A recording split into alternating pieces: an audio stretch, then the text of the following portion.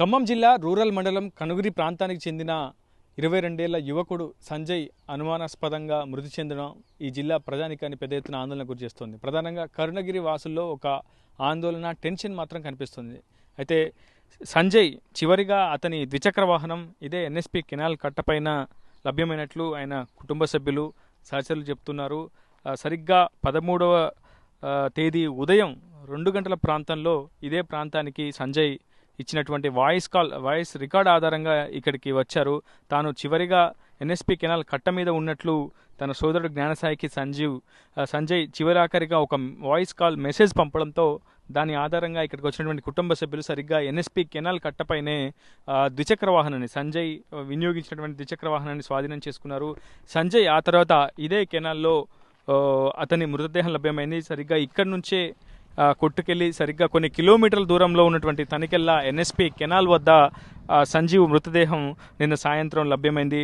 పోలీసులు వెంటనే ఆ మృతదేహాన్ని అక్కడి నుంచి తరలించి పోస్ట్మార్టం నిమిత్తం ప్రభుత్వ ఆసుపత్రికి తరలించారు. ప్రస్తుతం సంజీవ్ అంత్యక్రియలకు ఏర్పాట్లు జరుగుతున్నాయి. ప్రస్తుతం నేనున్నాను ఎన్ఎస్పి కెనాల్ కట్ట మీద. ఈ ఎన్ఎస్పి కెనాల్ కట్ట అనేది అటు దానవాయిగూడెం, అదేవిధంగా ఇటు పోలేపల్లి పంచాయతీకి మధ్యలో ఉన్నటువంటి ఎన్ఎస్పి క్యాంప్ కెనాల్ వద్ద మనం ప్రస్తుతం ఉన్నాం. మీరు చూడొచ్చు కూడా ఈ కెనాల్ ఇలా వెళ్తూ అక్కడ దానవాయిగూడెంకి కనెక్ట్ అవుతుంది. సో దానవాయిగూడెంతో పాటు పోలేపల్లి గ్రామ పంచాయతీ మధ్యలో ఈ కెనాల్ ఉంటుంది. సరిగ్గా ఈ ప్రాంతం అంటేనే కరుణగిరి వాసులు కావచ్చు, ఈ మార్గంపై రాకపోకలు సాగించే ప్రయాణికులు కావచ్చు, చాలా పెద్ద ఎత్తున భయాందోళన వ్యక్తం చేస్తున్నారు. మునిపెన్నడూ చూని విధంగా ఖమ్మంకి అత్యంత సమీపంలో ఉండేటువంటి ఈ ప్రాంతం అంటే ఎందుకు ప్రజానికం అంత భయాందోళనకు చెందుతున్నారని ప్రస్తుతం ఆర్టీవీ బృందం ఈ కెనాల్ వద్దకు వచ్చింది. సరిగ్గా ఈ కెనాల్లోనే సంజీవ్ మృతదేహం కొట్టుకు వెళ్ళి తనికెళ్ల వద్ద పోలీసులకు లభ్యమైంది. అసలు ఈ కెనాల్ వద్ద ఏం జరుగుతుంది, ఈ కెనాల్ కట్టపైన ఎటువంటి అసాంఘిక కార్యకలాపాలు జరుగుతాయో తెలుసుకునేందుకు ప్రస్తుతం ఆర్టీవీ కెనాల్ కట్టపైకి వచ్చింది. ప్రస్తుతం పోలేపల్లి దానవాయిగూడెం మార్గంలోని ఎన్ఎస్పి కెనాల్ వద్ద ఉన్నాం. సో ఈ కెనాల్ కూడా మనం చూస్తున్నాం, మీకు చూపించే ప్రయత్నం చేస్తాను. సరిగ్గా ఇదే కెనాల్లో సంజీవ్ మృతదేహం ఇలా కొట్టుకొని ఇక్కడ నుంచి నేరుగా తనికెళ్ళ వరకు కూడా కొట్టుకెళ్ళింది, అక్కడ లభ్యమైంది. ప్రస్తుతం నేను కెనాల్ కట్టపై ఉన్నాను. కెనాల్ కట్టపైన ఏం జరుగుతుందో మీకు చూపించే ప్రయత్నం చేస్తాను. ఇక్కడ మొత్తం మందు సీసాలు ఉన్నాయి, మనం చూడొచ్చు. మీకు చూపించే ప్రయత్నం చేస్తున్నాను. కండోమ్స్ ఉన్నాయి. సో ఇక్కడ చాలా అసాంఘిక కార్యకలాపాలకు ఇది ఆనవాళంగా మారిందనేది మనకు చాలా స్పష్టంగా అర్థమవుతుంది. ఈ మార్గం గుండా సరిగ్గా మధ్యాహ్నం 3 తర్వాత వెళ్ళాలంటే ప్రయాణికులు బెంబేలెత్తిపోతున్నటువంటి పరిస్థితులు కనిపిస్తున్నాయి. అటు కొంతమంది అసాంఘిక వ్యక్తులు కావచ్చు, శక్తులు కావచ్చు, ఇక్కడ మద్యం సేవించడం, గంజాయి సేవించడం, ఇతరత్ర అసాంఘిక కార్యకలాపాలకు పాల్పడడం, యువతులతో ఇక్కడ అసాంఘిక కార్యకలాపాలకు పాల్పడడం, ఇటువంటి ఘటనలు ఇక్కడ పదే జరుగుతూ ఉంటాయి, నిత్యకృత్యంగా జరుగుతున్నాయని ఇక్కడ ఉన్నటువంటి వ్యక్తులు, ప్రయాణికులు కూడా మనకి చెప్తున్నారు. సరిగ్గా 3 దాటిందంటే ఇక్కడ దారిదోపిడీ ఘటనలు కూడా జరుగుతాయని చెప్తున్నారు ఇక్కడ ఉన్నటువంటి రెగ్యులర్గా ఈ మార్గం గుండా పోయే వ్యక్తులు. ప్రస్తుతం గత కొద్దిసేపటి క్రితం కరుణగిరి వాసులతో కూడా ఆర్టీవీ సంప్రదించింది. సంజీవ్ కుటుంబ సభ్యులు కూడా అదే విషయం చెప్తున్నారు. ఎన్ఎస్పి కెనాల్ కట్ట అంటేనే తాము భయాందోళన గురవుతున్నామని, ఈ ప్రాంత సమీపంలో ప్రయాణించడం, రాకపోకలు సాగించడం కూడా తమకు కత్తి మీద సాములా మారిందని చెప్తున్నారు. ప్రస్తుతం మీరు చూసినటువంటి ఈ చెట్లు, ఈ పొదల్లో ఎంతోమంది ఉండే అవకాశం కూడా ఉంటుంది. చాలా పార్టీలని కావచ్చు, ఇతరత్ర కాలేజ్ విద్యార్థులు కూడా యువతులను ఇక్కడ తీసుకొచ్చి అసాంఘిక కార్యకలాపాలకు పాల్పడుతూ ఉంటారని చెప్పి ఇక్కడ నిత్యం రాకపోకలు సాగించే కొంతమంది వ్యక్తులు, ప్రయాణికులు చెప్తున్నారు. ఎక్కడ చూసినా మద్యం బాటిల్లే మనకు దర్శనమిస్తున్నాయి. సో ఇది చాలా హాట్ స్పాట్గా ఉంది. నిజానికి ఈ మార్గం గుండా 3 తర్వాత ప్రయాణించడం కూడా చాలా ఇబ్బందికరమైనటువంటి సమస్యలు తలెత్తుతాయని చెప్తున్నారు. నెంబర్ ప్లేట్ లేని వెహికల్స్లో ఎక్కువగా ఈ ప్రాంతంలో రాకపోకలు సాగిస్తుంటారని చెప్తున్నారు. మద్యం బాటిళ్ళు ఎక్కువగా ఇక్కడ మనకి కనిపిస్తున్నాయి. ఈ తుప్పల్లో, ఈ నిర్మానుష్యమైనటువంటి ప్రదేశంలో, జనసంచారం కూడా ఉన్నటువంటి ప్రదేశంలో కొంతమంది వ్యక్తులు గంజాయి నిత్యం సేవిస్తుంటారని చెప్పి ఇక్కడ ఉన్నటువంటి ప్రయాణికులు కూడా మనకు చెప్తున్నటువంటి పరిస్థితి ఉంది. ఇది ఇటువైపు వెళ్తే పోలేపల్లి గ్రామ పంచాయతీ ఖమ్మం రూరల్ పరిధిలోకి వెళ్తుంది, అటువైపు దానవాయిగూడెం అటువైపు ఖమ్మం అర్బన్ పరిధిలోకి వెళ్తుంది. So Khammam rural, Khammam urban 2 police స్టేషన్ల పరిధిలో ఉన్నటువంటి ఈ ఎన్ఎస్పి కెనాల్ కట్ట అసాంఘిక కార్యకలాపాలకు అడ్డగా మారిందనేది చాలా స్పష్టంగా అర్థమవుతుంది. ఎక్కడ చూసినా సిగరెట్ పీకలు, కండోమ్లు, మందు సీసాలే ఇక్కడ మనకు కనిపిస్తున్నాయి. ఇక్కడ నిత్యం రాకపోకలు సాగించే వ్యక్తులు కూడా కొంతమంది ఉన్నారు, వారితో కూడా మాట్లాడించే ప్రయత్నం చేద్దాం.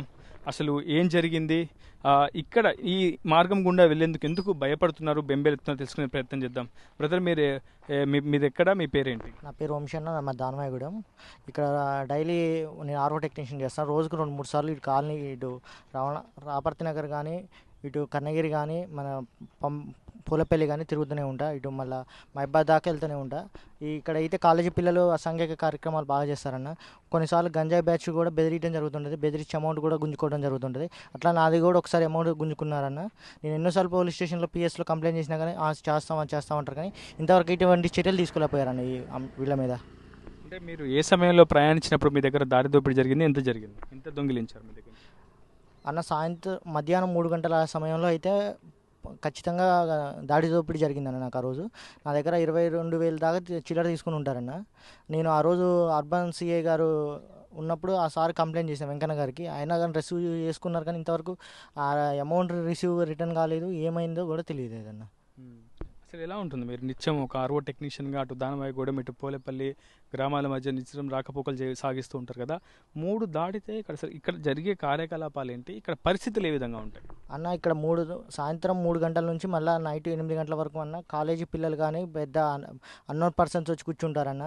వచ్చేపోయే బండ్లకి రాళ్ళు ఇసరటం కానీ, లేదా వచ్చేపోయే బండ్లను బెదిరించి వాళ్ళ దగ్గర ఉన్న మనీ కానీ ఇంకేదైనా కానీ గుంజేసుకుంటారన్న. మ్యాక్సిమం ఇందులో ఉండే టీనేజర్సే ఎక్కువ ఉన్నారన్న. ఏజ్ బార్ వాళ్ళు ఎవరు లేరన్న, ఎక్కువ టీనేజర్సే ఉన్నారు. అందరూ కూడా గంజాయి ఇక్కడ ఎనీ టైం ఇక్కడ మద్యం అనేది ఇక్కడ దొరుకుతూనే ఉంటుందన్న. అంటే ఇటీవల సంజయ్ అనే ఒక అబ్బాయి కూడా మనం మృతి చెందడం చూసాం. సో ఆ ఘటనకు సంబంధించి అతని ద్విచక్ర వాహనం కూడా ఇక్కడ ఎన్ఎస్పీ కెనాల్ కట్ట సమీపంలోనే స్వాధీనం చేసుకున్నారు కుటుంబ సభ్యులు. సో ఆ ఘటనకు సంబంధించి ఏమైనా జరిగే అవకాశం ఉంటుందా, ఏమనుకుంటున్నావు? నువ్వు ఇచ్చిన రాకపోకలు సాగిస్తూ ఉంటావు, అలాంటి ఘటనలకు ఇక్కడ చోటు ఉంటుందా, ఉంటుందా? మ్యాక్సిమం 90% అట్లాంటివి ఉంటాయి. ఎందుకంటే ఇక్కడ నుంచి వచ్చేది ఎక్కడి నుంచో ఉన్న పిల్లగాళ్ళు ఇక్కడికి వస్తారు. ఇక్కడ ఉండే లోకల్ పర్సన్స్ అయితే కాదు ఇట్లాంటి దాడిదోపులు చేసేటందుకు. ఇట్లా గంజాయి తీసుకునేది కూడా ఇక్కడ వాళ్ళు కాదు. వాళ్ళు ఎక్కడి నుంచో వచ్చేవాళ్ళు ఇక్కడ వాళ్ళకి అమౌంట్ అడ్జస్ట్ కాక వాళ్ళు మనుషుని బెదిరియటం, వాళ్ళ మనుషుల దగ్గర నుంచి అమౌంట్ తీసుకోవడం అనేది చేస్తారన్న. మీరు గతంలో పోలీసులకి ఫిర్యాదు చేసినప్పుడు ఏమైనా స్పందించారా? తర్వాత సీసీ ఫుటేజ్లు ఏర్పాటు చేయాలని ఏమైనా కోరారా? ఇక్కడ వాళ్ళు ఏమన్నారంటే ఇది 2 పిఎస్ల పరిధిలో ఉంటుంది కాబట్టి ఇక్కడ సీసీ ఫుటేజ్ చేయడం కష్టం అమ్మ. మేమైతే చూస్తూ ఉన్నారు. అప్పుడు విష్ణువర్య సార్ ఉన్నప్పుడు అయితే పెట్రోలింగ్ కరెక్ట్ చేశారన్న. తర్వాత కూడా పోలీస్ డిపార్ట్మెంట్ అనేది కరెక్ట్ పెట్రోలింగ్ వ్యవస్థ తీసుకుంటే బాగుంటుందని మేము కోరుకుంటున్నాం. మనం చాలా స్పష్టంగా వింటున్నాం ప్రయాణికుల మాటల్లో కూడా. ఇది 2 పోలీస్ స్టేషన్ల మధ్యలో ఉన్నటువంటి ఈ మార్గం, ఇక్కడ నిత్యం అసాంఘిక కార్యకలాపాలు నిత్యకృత్యంగా జరుగుతూ ఉంటాయి. సో ఈ మార్గంలో పెట్రోలింగ్ పెంచాల్సినటువంటి అవసరం ఉందని చెప్పి ప్రయాణాలు సాగిస్తున్నటువంటి రాకపోకలు సాగిస్తున్నటువంటి వ్యక్తులు చెప్తున్నారు. ఎందుకంటే 3 దాటితే ఇక్కడ టీనేజర్స్ చాలా పెద్ద సంఖ్యలో మోహరిస్తూ ఉంటారు, రాళ్ళు విసురుతూ ఉంటారు, దారి దోపిడీలకు పాల్పడుతుంటారు. అట్లాగే గతంలో తమ నుంచి కూడా 22,000 రూపాయల నగదు ఇవ్వాలని డిమాండ్ చేశారు. ఇవ్వకపోతే కొడతాం, చంపేస్తామంటూ కూడా బెదిరించారంటూ గత కొద్దిసేపు క్రితం ప్రయాణికుడు, ఒక మార్గమధ్యం గుండా వెళ్తున్నటువంటి వ్యక్తి మనతో ఆర్టీవీతో చెప్పడం జరిగింది. సో అంత దారుణమైనటువంటి ఘటనలు ఈ మార్గం గుండా జరుగుతున్నాయంటే ఖచ్చితంగా పోలీసులు ఈ మార్గంలో పెట్రోలింగ్ నిర్వహించాలి. నిత్యం 24/7 ఇక్కడ రాకపోకలు ఏ విధంగా జరుగుతున్నాయనేది గమనించాలి. స్పష్టంగా ఇక్కడ ఒక సీసీటీవీ ఫుటేజ్ ఖచ్చితంగా ఏర్పాటు చేయాల్సినటువంటి అవసరం ఎంతైనా ఉందని ఇటీవల జరుగుతున్నటువంటి ఘటనలను మనకి పదే గుర్తు చేస్తున్నాయి.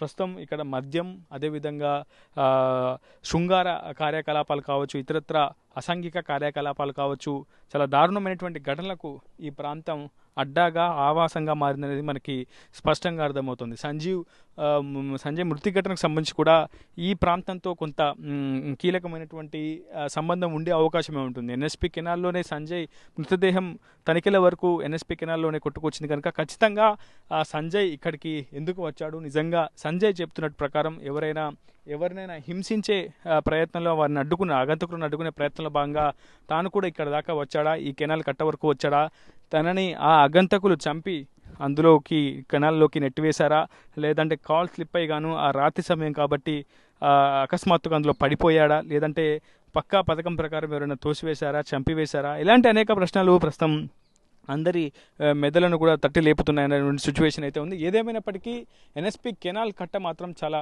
కీలకమైనటువంటి క్రైమ్ హాట్స్పాట్గా ఉంది. పోలీసులు ఇప్పటికైనా గుర్తించాలి, పోలీసులు నిద్రమొత్తు వదలాలి, ఖచ్చితంగా ఇక్కడ పెట్రోల్ నిర్వహించాలి, ఇక్కడ అసాంఘిక కార్యకలాపాలు జరగకుండా కఠినమైనటువంటి ఆంక్షలు విధించాల్సినటువంటి అవసరం ఉంది. ఇక్కడ గంజాయి చాలా విచ్చలవిడిగా దొరుకుతుందని చెప్తున్నారు స్థానికంగా ఉన్నటువంటి కరుణగిరి ప్రాంత వాసులు కూడా.